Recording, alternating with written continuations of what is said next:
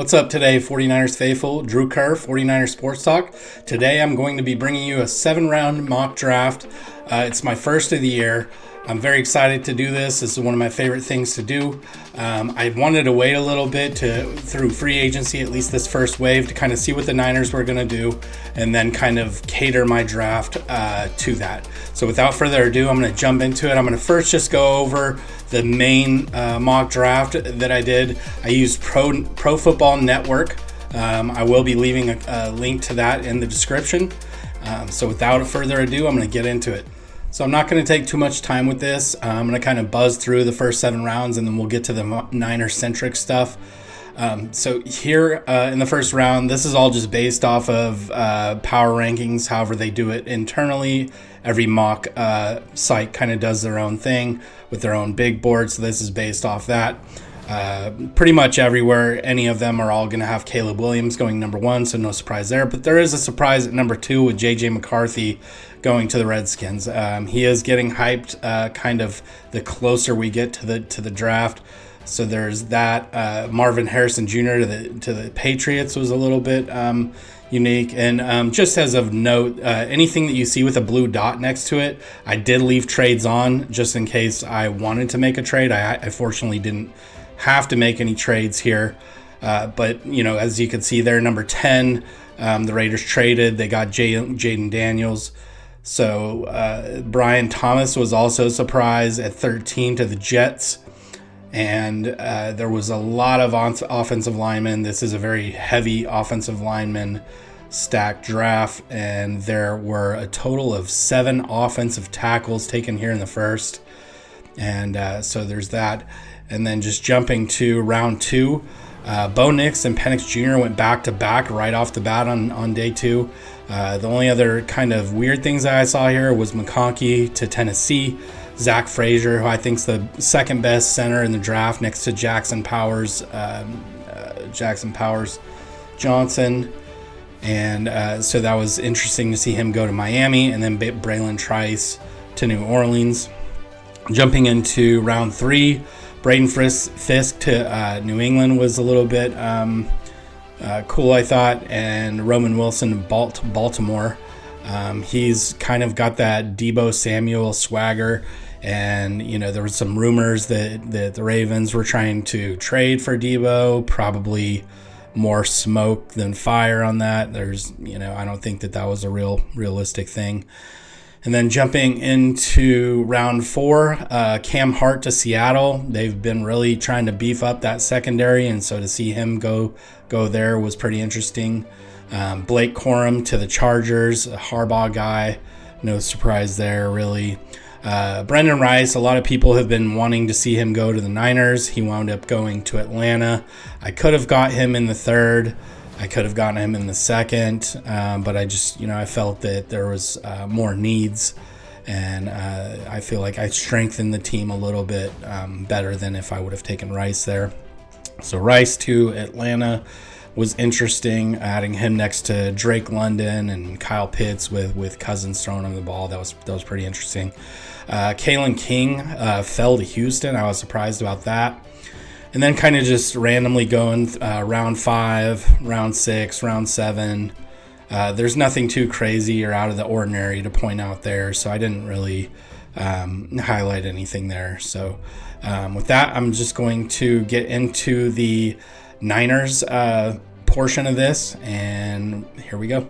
So starting out here with Tyler Guyton out of Oklahoma. He is originally from Texas. He is a junior. I wish he would have had just a little bit more experience. I kind of wish I think if he would have stuck it out at Oklahoma, he could have been drafted a little bit higher. But I do think there was some good value here, being that he was the 7th offensive tackle taken off the board, and his rank is 6th according to Next Gen Stats at 81. His production score was 81. He had an athleticism score of 81, which was 10th, not the best there. I think that the reason he scored a little bit lower, his bend isn't, great. And his combine rank was 7th at 83. So I did get some pretty decent value there, I think. And he could push McKivitz. I think he could push McKivitz to start on that right side.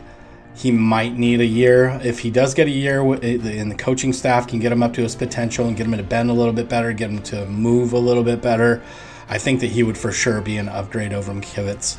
He had a pretty decent 40-yard dash, 5.19. His 10-yard split was okay, 1.76. Vertical, pretty average. Broad jump, not great. But, he's an offensive lineman. He doesn't need to be, doing a triple jump or broad jump. His 3-cone drill was 7.5, and his 20-yard shuttle was 4.71. He unfortunately did not do the bench press. So that's pretty much it with him. I'm going to break down his strengths and weaknesses. I didn't highlight any of the overviews. This is all just off the NFL website. And so I'll just start with his strengths. He possesses athleticism for consideration at left or right tackle.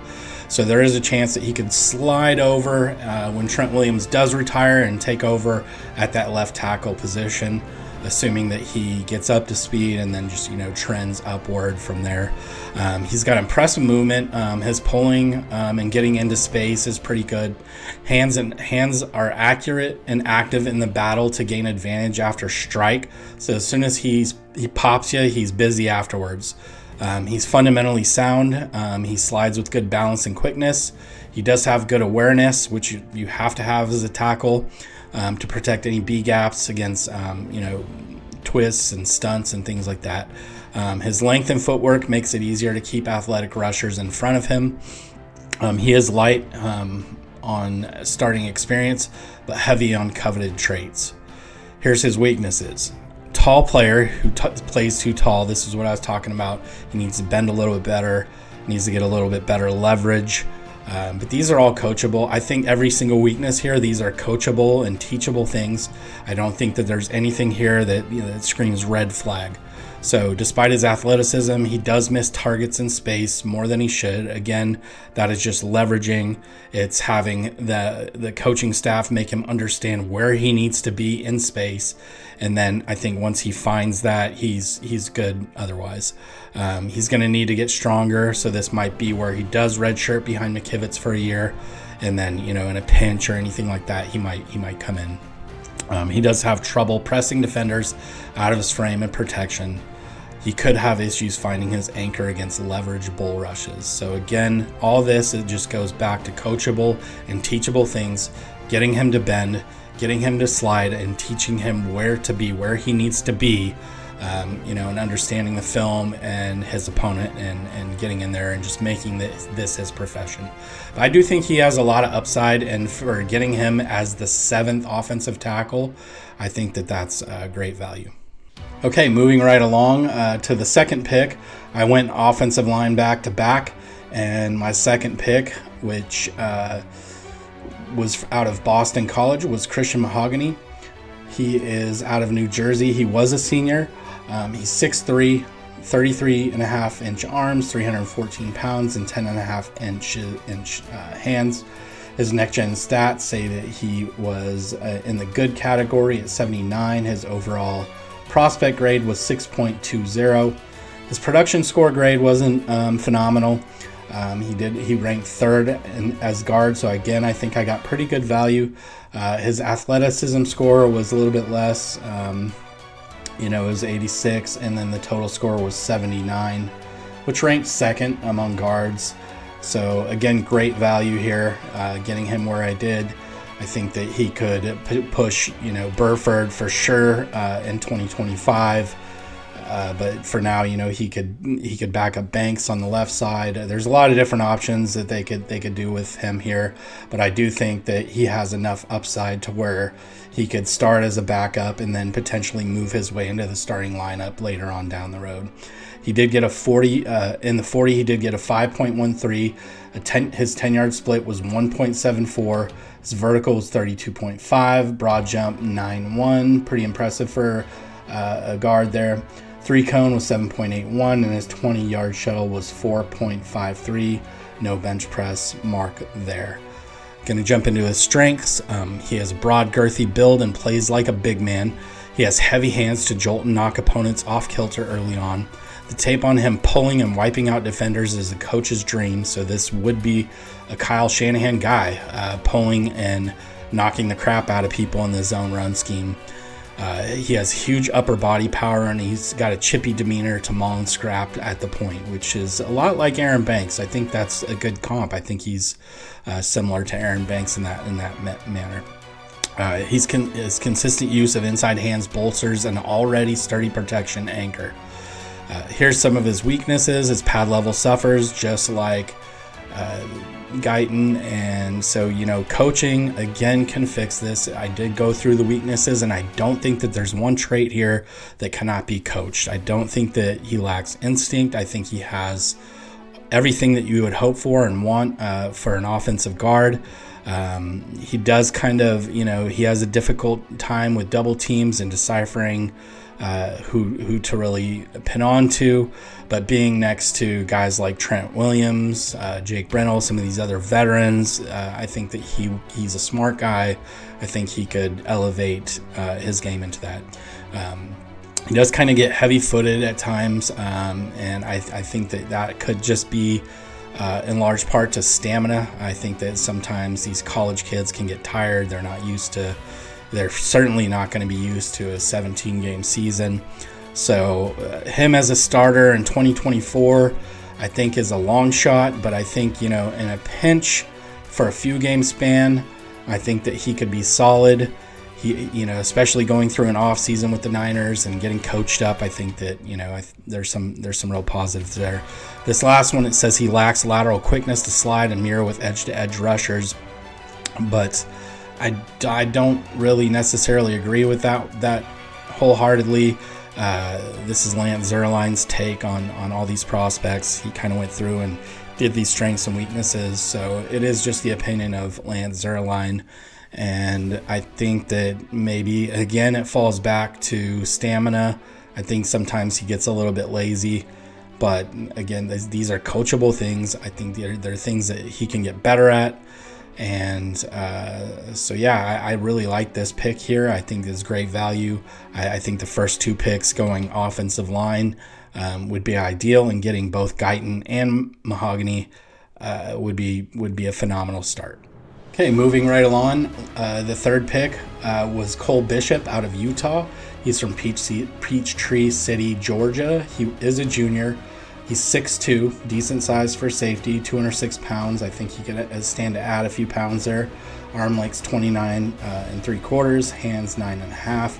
His production score was 68, and I think that, I don't view this guy as a starter. I view him as a special teamer, and I do view him as somebody who could back up Jair Brown and Talanoa Hufanga when it boils down to it. I don't think that, I'm not sure that Tayshaun Gibson's coming back, and we have George Odom, and, he's primarily a special teamer as well. I think Cole Bishop has a little bit more upside playing actual safety. But he got a decent athleticism score. His SAF rank was 4th. It was 80. His total score was 75, and his rank is 3rd there.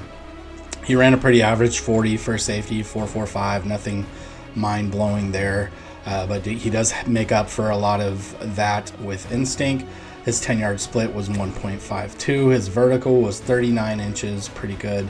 Broad jump 10.4, pretty good. And he did not do the 3-cone, the 20-yard shuttle, or the bench press. So just hopping right into his strengths, proportional frame with good height, good length and size, solid stop-start, burst and coverage and pursuit, good route anticipation and lateral burst off man against UCLA, which was the film that Zierlein looked at apparently. Looks to blister receivers in his zone with everything he's got. So he is a guy that would fit in well with this defense, selling out, just completely throwing his body into harm's way by any means to crush somebody, which is a really good trait for a special teamer as well. He hustles, he never shuts off, so he's got a high motor, plays through the whistle regardless of his proximity to the ball. Navigates through traffic really well and knifes into crevices as a box defender. So, he sounds a little bit like Hufanga, maybe a poor man's Hufanga.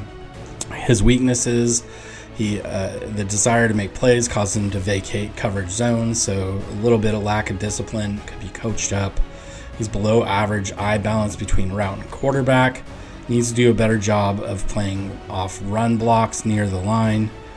Focus on the blocker in front of him causes him to miss play development. Again, film, things like this can help somebody get better in that regard. His pursuit can lack pacing control, leading to overruns. So he definitely isn't a perfect player, but I think as a backup, as an NFL backup, I think he does have instinct. He does have that dog in him. He does have a good motor. There are a lot of upside. There's a lot of things that can get coached out of him in terms of, shedding blocks and playing the gaps better and things like that. And I think he does lack a little bit of instinct, but, and those are things that you can't coach. But with enough film study, I think that, and just longevity in the league, you can get smarter, you can get better. And I do think that he has a bright future in the NFL, if nothing else, as a special teamer. And, obviously we're not going to be able to keep Odom forever. So I do like him as a depth piece there. Moving on to pick 124 is Dayquon Hardy. He's out of Penn State. His hometown is Pittsburgh, Pennsylvania, and he was a senior. He reminds me a lot of Jason Verrett when Jason Verrett got drafted. He has so much dog in him. He's a little bit shorter. He's 5'9", maybe a DJ Reed, but Jason Verrett, DJ Reed, kind of a mixture between those two guys. 5'9", 180, arm length 30 inches, hands 8 1/8. And his production score wasn't that great. I'm not really sure why he has such a low score on the next gen stats. I just didn't see it watching him at Penn State. But his athleticism score is off the charts. He's second with a score of 88. His total score is 71, 24th ranked cornerback. At pick 124, I'm not totally sure that I agree with that 24th rank. I think that he's going to be a lot better than that. He ran a 4.38 in the 40, so he's got 4.3 speed. He's got good recovery speed. His 10-yard split was really good, 1.5. His vertical is crazy, 42.5. Broad jump 10.6, and no 3-cone, no 20-yard shuttle, and no bench press. But yeah, I do see a lot of Jason Verrett here. I'm really not sure why he is ranked as low as he is. I really feel like he should be a lot higher. I feel like this is a phenomenal value for getting him at pick 124. Going to jump into his strengths here. Special team standout at Penn State, so he does have that ability too. He could start out as a special teamer, and he's going to just boost and elevate that special teams right off the bat. He does have punt return ability. He has 2 punt returns for scores in 2023, and he does have gunner experience as well. So this guy's a Swiss Army knife in special teams. So at the very least, you get a phenomenal special teamer. But I do think he has corner ability as well, and I think that he could, be a sneaky pick.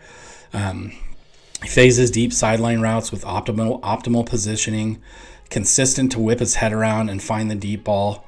So he does have really good awareness, adequate short area footwork to trail and ride underneath.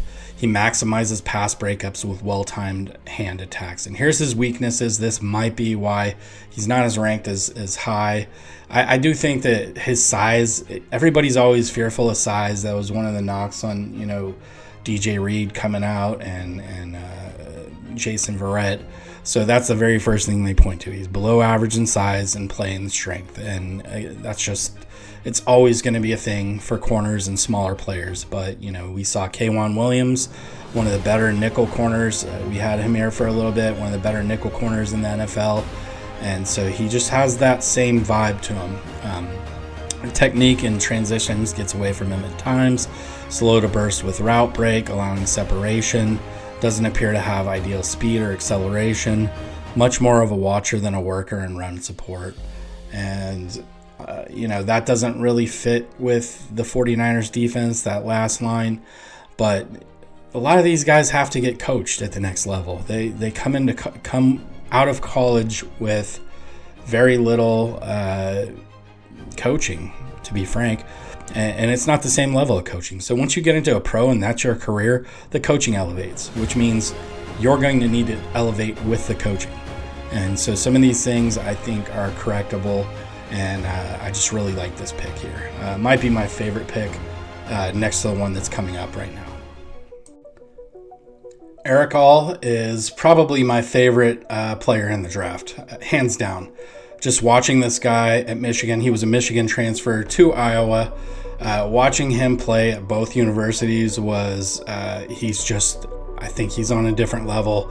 I think I don't think it's not fair to say this player, that player is the next Kittle or the next Kelsey or the next Greg Olsen, because I think all players are unique individuals. They all have different flaws. They all have different strengths. They all have, they're different. So with that said, I do think that he's going to get as close to Kittle as possible. He's a great blocker. He tracks the ball. He's good in the receiving game. He's good at finding space. He's just good at a lot. He's out of his hometown is Fairfield, Ohio. He was a senior last year. He's 6'4", 252 pounds, 33-inch arms. He's able to extend those arms in the block game really well. His hand size is 10 1/8. He didn't participate. He didn't run the 40. He didn't do any of that kind of stuff at the combine. He does have a production score of 67. I don't agree with this. These next-gen stats don't always get it right. I feel like he could very well be either the best tight end in this draft or second best next to Bowers. But he's going to be up there. His prospect grade was 6.14. They say good backup with the potential to develop into a starter. I think that would be accurate, just for the simple fact that if we did draft him, he's playing behind George Kittle, but he would get that, all that inside information.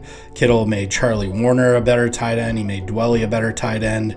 And you better believe that if somebody comes out of Iowa, Kittle's going to take him under his wing and make sure that guy gets all the knowledge and help that he needs. His total score was 69, ranked 12th. I think that a lot of this has to do with the injury. He had an injury at Iowa, and so I think he got knocked a little bit for that. But I think sometimes guys get banged up in college and then they get into the pros and they don't ever really get hurt again. Could go the opposite direction as that as well. You could be one of those guys like Jordan Reed and just get injured left and right all the time. He's on the injury report. So there could be that. That would be one fear I think the NFL teams would have with Erick. But here's his strengths. Agility and athleticism for an expanded route tree. So he runs a really full route tree. He does find space, like I said. I think if he was given the opportunity, he could ad-lib a little bit like Kelsey and find space. I just think he's a really instinctual player. He's capable of stretching the field with true West Coast routes. He's clean getting into breaks and bursts coming out of them.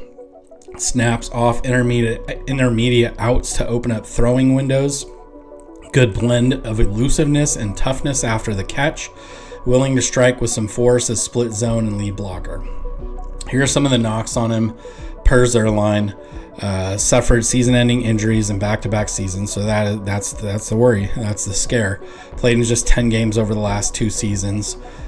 So the experience there in the back-to-back seasons, those are the knocks on him. It's not his skill set. It's not his ability to play or anything like that. It's just the injuries. And so I think if he can overcome these things, he's going to be an elite tight end in the NFL. He needs to become more physical to clear himself against handsy coverage. So maybe not great against the Chiefs because they sure do like to hold. Anyhow, neither here or there. Can make tough catches, but easy ones will slip by at times. So I think I think Kittle does this too a little bit. He'll start to think about what he's going to do upfield and he'll drop just the easiest passes. But in traffic and all that kind of stuff, he'll jump up and make these crazy one-handed catches. And so all has that similarity with Kittle as well. So I think that's just sort of the mentality. They're not thinking about catching the ball. They're thinking about who the hell they're going to run over right away. So, or stiff arm or any of that kind of stuff. It says below average grit and sustained blocking at the point of attack. I disagree with that one wholeheartedly. If you turn the film on, if you've watched any Iowa games, he's nasty. He's almost got that offensive lineman mentality, and you have to at Iowa. So that below average grit is garbage. I wouldn't take that one to the bank. Any case, favorite player, favorite pick here at 132. And I really hope the Niners draft this guy. I'd love to see him in red and gold.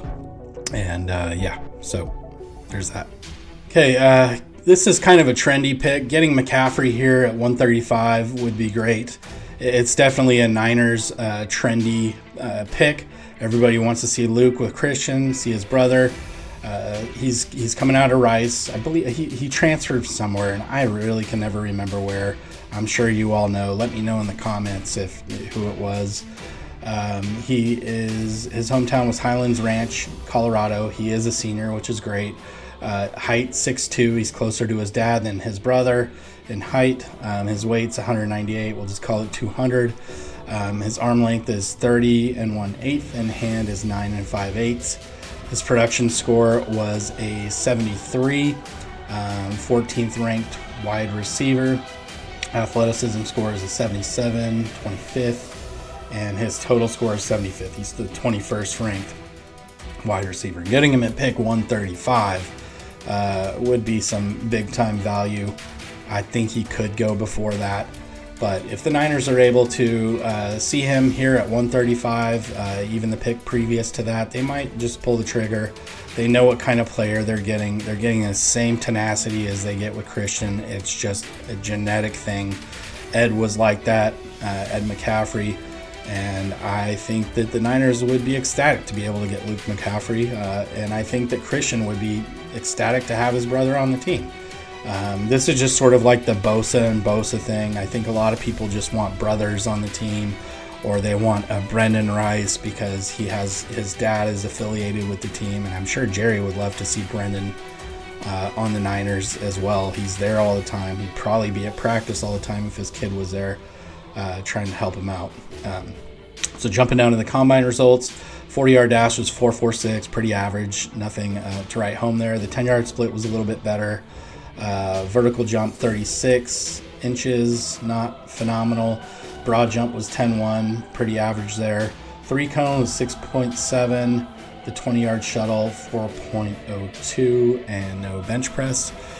Jumping into his strengths, the former quarterback took a big step forward in his second season at receiver.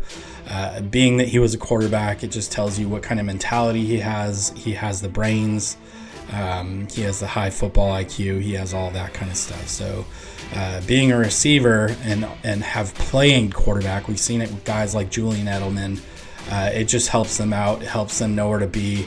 I think it really helps with chemistry. I could see Brock Purdy really connecting with a receiver like Luke McCaffrey, and just having that, versatility like his brother would be great.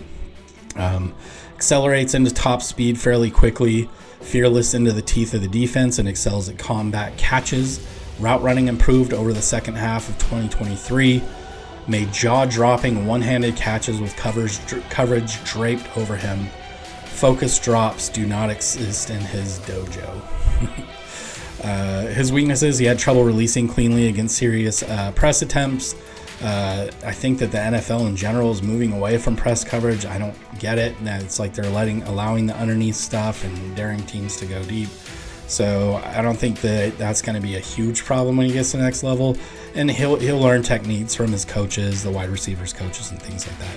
Movement is more one speed than sudden and shifty.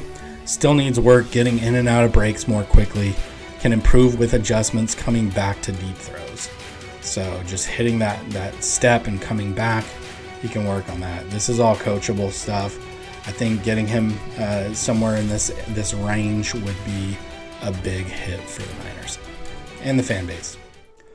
Okay, next up is Tommy Eichenberg out of Ohio State, hometown Cleveland, Ohio. He was a senior, 6'2", 233 pounds, pretty prototypical size for a linebacker.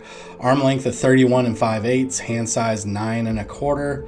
Next gen stats say he is good, and prospect grade of 5.86. So, they're viewing him as an average backup and potentially a special teamer. He will probably play special teams wherever he goes. His production score for linebackers was a little bit higher. Production score was 70. Not the greatest athlete, but he makes up for it with his motor and work ethic. Total score of 70, and he lands 16th in the linebacker rankings. Did not do a 40-yard dash, did not do a 10-yard split, did decide to do the vertical jump, 32.5. The broad jump was 9.8. 20-yard shuttle was pretty quick, 5.24, so he can get in and out of those breaks pretty well. His strengths were, he posted 120 total tackles, including 77 solo and 12 for loss in 2022. He's willing to throw his body into blockers and create lane traffic. Has developed a good feel for his keys in the blocking scheme. Clamps into ball carriers' legs with deep squeeze to finish tackles. Possesses background to handle core special teams duties. So I think, again, another good special teamer. The Niners have been trying to beef up on special teams, and I think he offers decent depth to whoever's going to be the starters outside of Fred Warner. With the Niners, I don't think that this guy could be a starter, but he kind of has that Chris Borland mentality. He kind of has that poor man's Zach Thomas feel to him. He's just a worker bee. He's tenacious, and I think that he could be a starter. He could be a decent starter. I don't think he's going to be a Pro Bowl or anything like that, but he would be solid depth. His weaknesses, this is a knock on him: below average athleticism with a lack of pursuit and speed. Straight line mover who struggles to sink in and change direction. I don't know about that. I've seen him change direction pretty well. I think that his burst off of his cuts when he digs in can be a little bit slow, so maybe that's what they're talking about. Gets glued to blocks rather than separating and playing around them. Unable to muster lateral side quickness to mirror improving runners. And will be out of his element if forced into NFL coverage responsibilities. So I could see that actually being, those are valid concerns. And, I think he chose not to run the 40-yard dash because I think it would have hurt his stock. So maybe there's a lack of speed there, but he could be a solid backup in a pinch. And if he's got to get in there for 10 to 15 plays, I don't think that, he's going to be that big of a liability. I do like his upside. I do like his special teams ability, and most of all, I like his motor. I think some of the flaws can be coached out of him. I don't think that everything could be coached out of him because I just don't think that he is, he's not going to be an elite linebacker. But I think for depth, I think that he would be pretty solid. And at pick 211, this is the only defensive end, the only edge rusher that I got in this particular mock draft. Erick Watts, out of Yukon, Connecticut. His hometown is Sumter, South Carolina. He was a senior. He is 6'6", 274, so prototypical size. It says he's about average, and his prospect grade is 5.89. So they're presuming average backup or special teamer. Most of these late round guys are going to be projected as backups. His next gen stats were not phenomenal. His rank was 4th, but I did see him flash. I did watch a little bit of his. I didn't watch any film, so I just watched highlights. So I have seen what he's capable of, and I like seeing what he's capable of. But there's definitely some knocks, and we'll get into that in a second. His athleticism score is 69. His total score is 61. So he's below average or at average for what the NFL is projecting him to be. The ran a 4.67, decent for defensive end. 10-yard split was a 1.65, good change of direction. Vertical 36.5, pretty decent. Broad jump 9.9, 3-cone drill 7.59, and 20-yard shuttle 4.73. He did do 21 reps in the bench press, so he was a full participant in the combine. He didn't opt out in anything. He wasn't scared of it. And I think he'll be a day 3 pick. He's probably going to be a day 3 pick, and he'll be a developmental player. He'll probably wind up on the practice squad. If the Niners were to draft him, I fully expect this guy to be a practice squad player. Here's his strengths. Prototypical defensive end with ideal height, weight, and length. Rangy to spoil rush attempts crashing in from the backside. Improved stack and shed take-on technique later in the season. Length to create strip sacks when working around the arc. Salty field demeanor and shows up on tape, so he does play with a little bit of nastiness. Opportunity for NFL teams to weaponize traits into a pass rush. So I think he'd be a perfect developmental player, and if they could get the most out of him and maximize him, I do think that he could be a role player. He could be a pass rusher on pass rush downs, and he could compete with guys like Beal and Drake Jackson and all of that, and I think that he could, he might surprise everybody and take all those guys out and just leapfrog everybody. Here are his weaknesses, though. Pass rush is more snap and go than a conceived plan. Rush lands down the middle, making it easier to stall him. Hip tightness prevents a deep dip to leverage bull rush. High center of gravity limits contact balance to point of attack. I don't necessarily agree with that one. What I did see was he's a leverage player. He does play with good leverage. He needs to play with better command and challenging run blocks. So, yeah, I think that there's a lot of upside here. At 211, picking him at 211, there's really no risk there. So, all upside. Total upside and very little low side. I think he could start out in the practice squad and work his way up. All right, moving right along. Another one of my hidden gems that I have that I think is going to surprise a lot of people. Nathan Thomas, a raging Cajun out of Louisiana. His hometown is New Orleans, Louisiana. He's a senior. He's 6'5", 332 pounds, but he does not move like he is that big. He moves a lot better than his size, and he has really good arm length, 33 3/4. His hand length is 10 3/4. His production score was a 58, so not great. They have him ranked as the 19th offensive tackle, but this guy I think is a hidden gem. I think he could be one of those guys that just flies under the radar and winds up being a 10-year starter in the NFL. I think he is a great athlete. His athleticism score was 73. Offensive tackle rank there was 20th.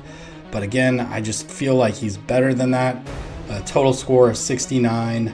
I think he's got massive upside. He could be one of the steals of the draft. I think that, I almost like him better than Tyler Guyton.